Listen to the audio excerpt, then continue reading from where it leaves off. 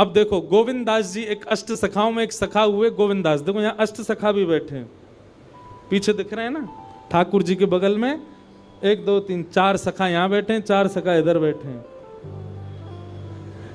तो गोविंद दास जी एक गोविंद दास सखा हुए ठाकुर जी के।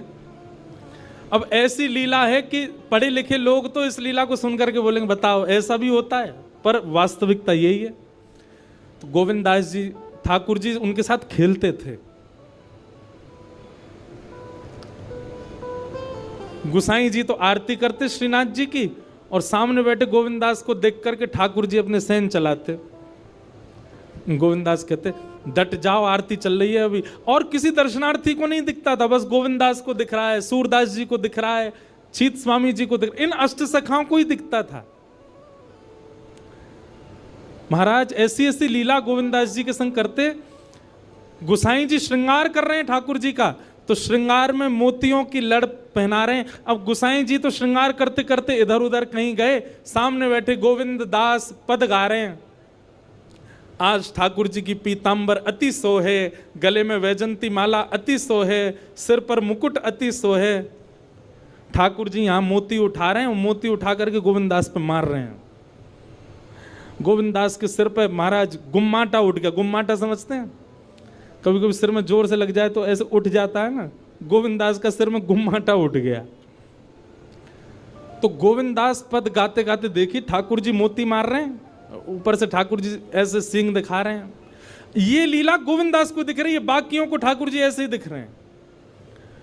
तो गोविंद दास बोले अच्छा तो ये बताऊं, रुक जा। मोती उठा करके ठाकुर जी पे मारा। अब ठाकुर जी पे जैसे ही मारने लगे, इतने में गुसाई जी आया, तो गुसाई जी में लग गया वो। गुसाई जी बोले गोविंदा जी क्या कर रहे हो तू, हैं ठाकुर जी मोती मार रहे हो। गोविंद दास से हाथ धर के गए, देखो गुम्माटो उठ गो मेरो, तुम्हारो लाला मारे तब कोई बात नहीं, या समझा लो पहले बहुत मारे हमें। ऐसे ठाकुर जी लीला करते थे। गोसाई जी गोविंद दास को हृदय से लगाते, गोविंदा तू कितनो भाग्यशाली, लाला खेले तेरे संग में। दोपहर में हमारे ब्रजमंडल में सारे मंदिर बंद हो जाते हैं 12-1 बजे। उसका भाव ये कि ठाकुर जी गैया चराने गए हैं। अब तो दोपहर के समय जैसे मंदिर बंद होते, ठाकुर जी महाराज फेंटा कस के आ जाते, ए गोविंदा चल खेलवे चल रहे हैं। ठाकुर जी गोविंद दास के संग खेलने जाते। एक दिन ठाकुर जी बोले गोविंदा तू घोड़ा बन जा, मैं तेरे ऊपर बैठ के डोलूंगो। गोविंद दास जी घोड़ा बन गए। घोड़ा बन के ठाकुर जी ऊपर बैठ गए, और गोविंद दास की 2 पौनी बना दी ऐसी, और 2 पौनी इनको ही ऐसे पकड़ पकड़ के ठाकुर जी चला रहे हैं। और ठाकुर जी तो खेले भैया, कछु भी कर सकें। इसलिए भैया ज्यादा नखरेबाज यदि हो तो ये बात लिख लियो, ठाकुर जी ना मिलवे वारे आप हैं। नेक्से से नमक पे, मिर्ची पे, नींबू पे ये घर में अधर कर दियो महाराज, ऊधम मचा दियो, ऐसी नहीं चलो रात भर सोए नहीं। इतने अव्यवस्थित यदि हो तो यूं समझ लियो ठाकुर जी नहीं मिलेंगे आपको, क्योंकि ठाकुर जी तो व्यवस्था छीनते हैं, उल्टा करते हैं ठाकुर जी। गोविंद दास के ऊपर बैठ गए और उसको चलाने लगे। अब चलते चलते गोविंद दास रुक गए, और ठाकुर जी बोले ए गोविंदा चल, ए मेरे घोड़ा चल। गोविंद दास जी बोले जय जय जय जय, नेक उतर जाओ। ठाकुर जी बोले काय को। गोविंद दास जी बोले लघु शंका लगी है, नेक मुझे जानो है, नेक उतर जाओ। ठाकुर जी बोले ऐसी बात कर रहे हो गोविंदा, हैं कोई घुड़सवार घोड़ा पे बैठ के घूमे, और घोड़ा को लघु शंका आवे तो वो का यूं के ओ भैया नेक उतर जा, मैं लघु शंका करके आऊं, फिर बैठी हो मेरे ऊपर। गोविंदास जी बोले तो कहा आज्ञा। बोले आज्ञा वो ये जो कह रहा हूं, जैसे घोड़ा बिना आज्ञा लिए अपने व्यक्ति को ऊपर बैठा के सब काम कर ले, बस तू कर ले। तो गोविंद दास जी ऐसे घोड़ा बन करके चल रहे हैं, ठाकुर जी ऊपर बैठे हैं और सब कर आए काम। अब इतने में ही कोई व्यक्ति वहां से जा रहा था। अब उस व्यक्ति को ठाकुर जी नहीं दिख रहे हैं, उसको गोविंद दास चलते चलते दिख रहे हैं। उसने जब देखा, अरे राम राम राम राम जी, गोविंद दास जी क्या कर रहा है, हैं घोड़ा बन के चल रहा, वस्त्रों में ही सब कर रहा है। वो दौड़ करके गया और गोसाई जी से जाके शिकायत कर दी, बोले आप गोविंद दास को इतना सिर पर चढ़ा रखा है, आप उसको ठाकुर जी के सामने बैठा देते हो, पद गाने की सेवा देते हो, आप इतनी उस पर अनुग्रह कृपा। भैया सुनो, ओ भैया पानी बांटवे बारे सुनो, जे पानी तब बटेगो जब भजन होएगो, कथा में पानी नहीं देनो कोई में, वही भी तो प्यास लग रही है, मोते तो पूछी ना तुमने, जनता में बांट रहे हो।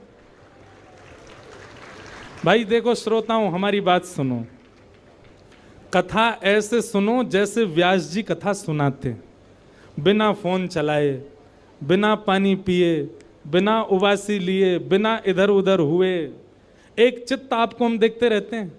3:30 बजे से बैठे हैं, कितने बज गए? 6:30। हमने पानी पिया, पानी पीने को मना नहीं है, पर जब भजन कीर्तन हो तब पियो, है ना। अब जिन जिन पर मिल गया वो डुकुस लो, पी लो और जिनको नहीं मिला वो पद का प्रतीक्षा करो, पद आवे तब ही पानी बांटनो है। ठीक है भैया, पानी वाले भैयाओं सबरे बैठ जाओ। बोल वृंदावन बिहारी लाल की। मैंने कि हम लीला सुना रहे हैं, जे सबरे इधर उधर क्या कर रहे हैं बताओ। तो महाराज किसी व्यक्ति ने गोविंद दास जी को ऐसे देख लिया, ओहो जे तो ऐसे ही डोल रहा है और चलते फिरते ही कर रहा है। गोसाई जी से जाकर के शिकायत कर दी और गोसाई जी से कही, बोले गोसाई जी आपने गोविंद दास को बहुत सिर पर चढ़ा लिया आज। अरे भाई, खड़े होके लघु शंका करना भी मना है शास्त्रों में, वो तो ऐसे बैठ करके चलते चलते कर रहा था और वस्त्रों में ही कर रहा था, इतना अपवित्र, और आप उसको मंदिर की सेवा देते हो। गोसाई जी को सुन करके अच्छा नहीं लगा। शाम को स्नान आदि करके दूसरे वस्त्र पहन करके गोविंदास आए, आकर के आपने गोसाई जी को प्रणाम किया तो गोसाई जी ने मुंह फेर लिया। तो गोविंदास बोले, जय जय, आप नाराज हो हमसे? गोसाई जी बोले, आप आचार विचार सब भूल चुके हैं अपना, आप इस प्रकार से आज कुछ कर रहे थे, मुझे लोगों ने बताया आकर के।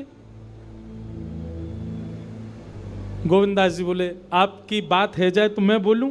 बोला हाँ बोलो। बोले मोते मत कहो, अपने लाला को समझाओ। जय हट करके बैठे, जय जिद करे, कहा करूं, कहां तक समझाऊं जाकू मैं?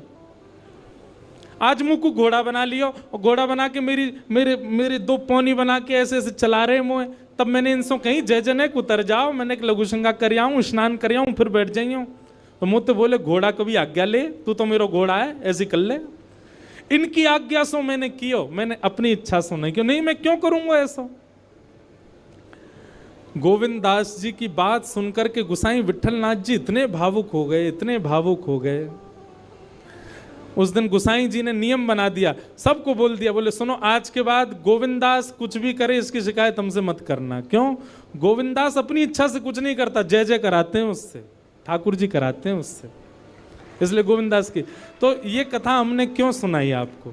ये कथा हमने उन लोगों को सुनाई है जिनके नखरे बहुत हैं, जो देहाभिमान शून्य नहीं है, जिनका देह इतना अभिमानी हो चुका है कि उस देह के अकॉर्डिंग यदि कुछ ना मिले तो वो विचलित हो जाते हैं। उस देह के हिसाब की अगर कोई वस्तु ना मिले तो वो ऐसे हो जाते हैं, मतलब लड़ लेंगे किसी से, कुछ भी कर देते हैं। इतना ज्यादा देहाभिमानी व्यक्ति यदि हो गया, ठाकुर जी उसको नहीं मिल सकते। घर में जो बने प्रेम से पाले, जैसी व्यवस्था मिले प्रेम से सहले, जैसा व्यक्ति मिले, जैसा व्यवहार मिले, जैसा आपके साथ होवे, सबको स्वीकार कर लेवे। ठाकुर जी वास्तव में, ठाकुर जी विपरीत स्थिति देख के आपको चेक करते हैं कि ये अब विचलित होगा कि नहीं। हमारा विचलन ठाकुर जी को संकेत कर देता है कि हम उनके योग्य नहीं हैं। इसलिए भैया, परीक्षा आने पर सिर पकड़ के वही बालक बैठता है जो पढ़ता नहीं है, लेकिन जो पढ़ा लिखा बालक होता, अच्छे से जिसने अध्ययन किया, वो तुरंत कलम उठा के लिखना शुरू कर देता है। ऐसे ही आध्यात्मिक व्यक्ति है। आध्यात्मिक व्यक्ति कथाओं में जाकर के, सत्संग सुनकर के वो इतना देहाभिमान शून्य हो चुका है कि जीवन में आने वाली विपरीत अवस्था रूपी परीक्षा, उसको देख करके वो सिर पे हाथ नहीं धरता, परेशान नहीं होता, उसका हल करता है, उससे निवृत्त होता है। इसलिए कथा सुनने के बाद कथा ने आपको स्वीकार किया, इसका एक प्रमाण यह है कि फिर आपके साथ जो हो, आप उसमें विचलित नहीं होइएगा।